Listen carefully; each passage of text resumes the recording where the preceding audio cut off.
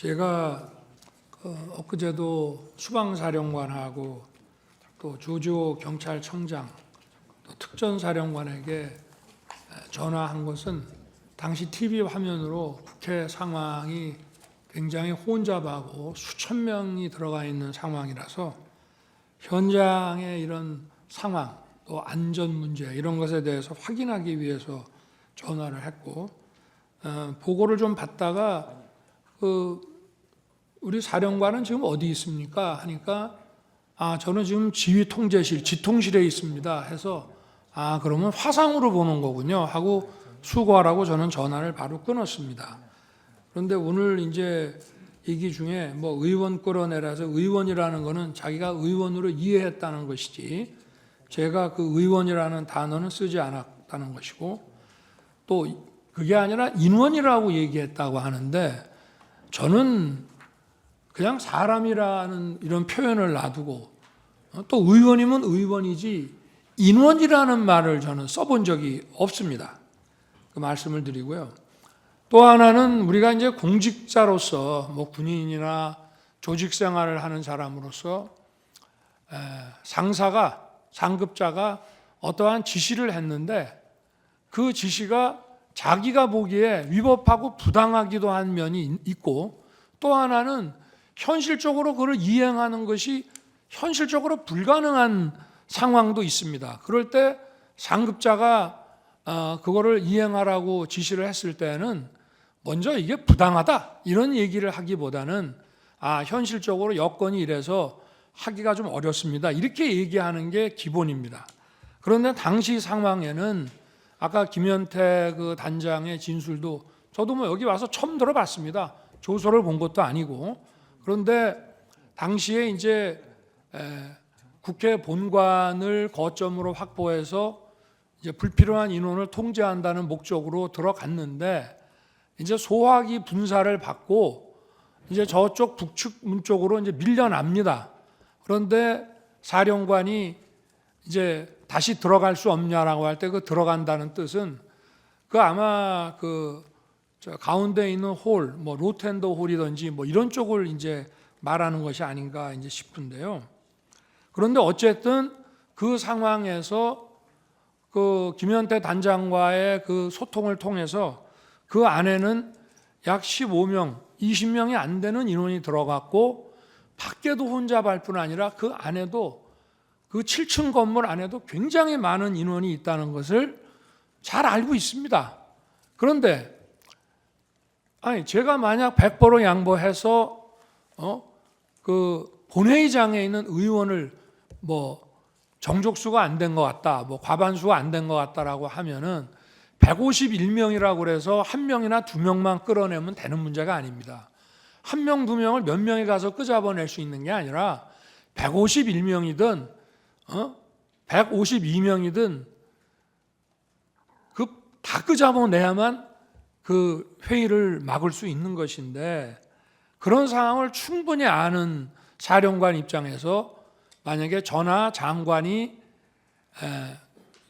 의원을 끄집어내라는 취지의 얘기를 했다면 그냥 즉각 이거는 지금 현재 상황이 이렇기 때문에 우리 병력으로는 불가능합니다라고 얘기하는 게 상식이지 그거를 묵묵부답을 해놓고 이거를 어떻게 해야 되나라는 얘기를 했다는 것인데 그 말 자체도 제 통화를 받고 나서 얘기했다는 이것도 본인의 조서하고도 안 맞습니다.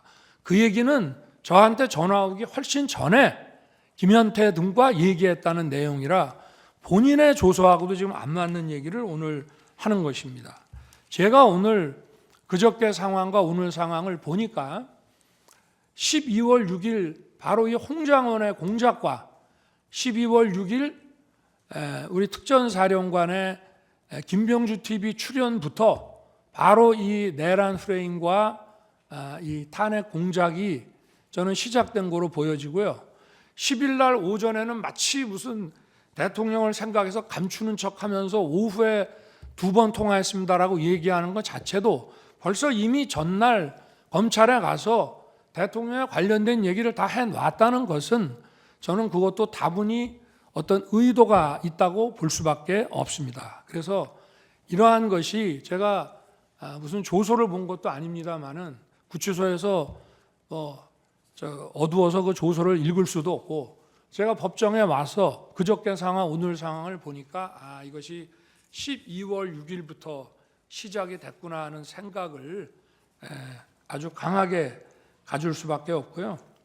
하여튼 도무지 상식적으로 어떤 조직생활, 공직생활을 하는 사람이 상부로부터 어떤 자기가 이행하기 어려운 지시를 받았을 때는 부당합니다의 이전에 현실적으로 이건 불가능합니다. 이 얘기를 먼저 한마디 하면 대통령님 지금 또는 장관님 지금 국회에 우리 요원이 15명 정도 또는 20명 안 되는 인원밖에 없고 그리고 우리 전부 비무장 상태고 그리고 이미 소화기 분사를 받고 시민들과 불필요한 이런 충돌을 안 하기 위해서 지금 피하고 있습니다.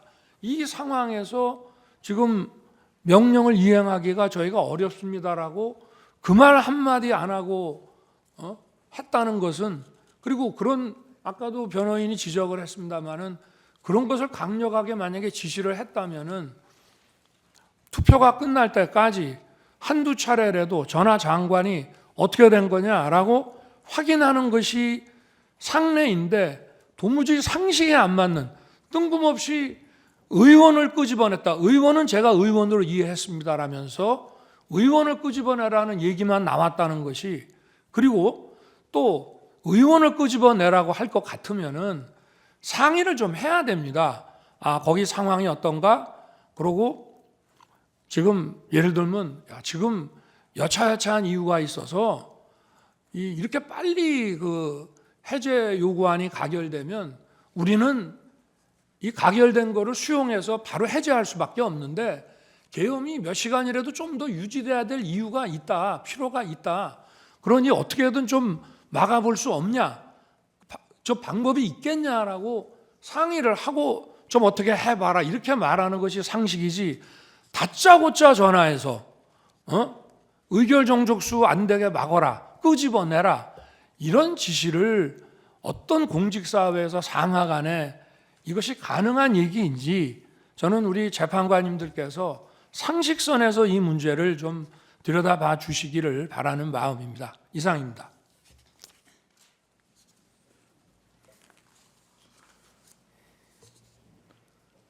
다 읽으셨나요? 중간중간 아직 다 읽지는 못했는데 아니, 말씀하십니다. 다 읽으세요. 끝까지 시간 드릴 테니까 제시한 그 다 끝까지 읽으세요. 남의 말 듣지 마시고 지금 정인이 할 일은 그 조서를 읽는 겁니다. 다음 정인 오셨나요?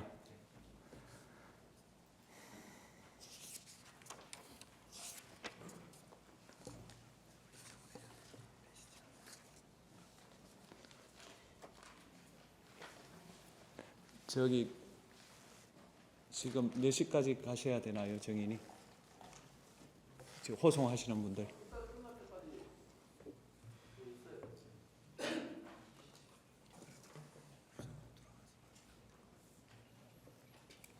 한 15분 정도 더 있어도 되나요? 예. 그럼 이렇게 하면 어떻겠습니까? 저 진술조서는 변호인 입회하에 있지 않기 때문에 제시 열람을 해야 됩니다.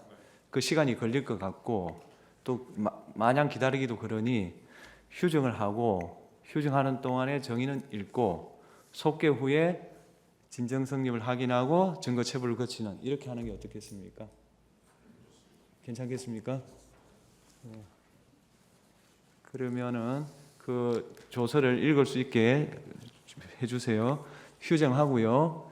4시 지금 20분에 속개하도록 하겠습니다. 4시 20분입니다.